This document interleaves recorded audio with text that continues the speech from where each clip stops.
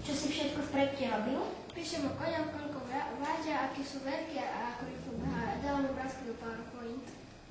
Kde sa tvoja práca použije? Vo 4. A na rodičovskom učení. Páčila sa ti tvoja práca? Páčila sa mi veľmi.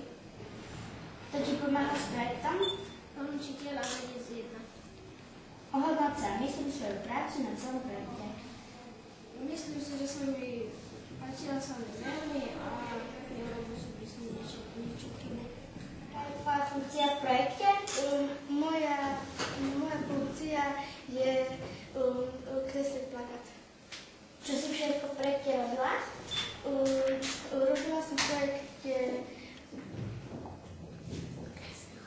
som kreslila. Kde sa tvoja práca použije? V 4. A na rodičovskom. Páčila sa ti tvoja práca? Áno, páčila. Kto ti pomáhal s projektom? Pán učiteľ a výtvarník 2.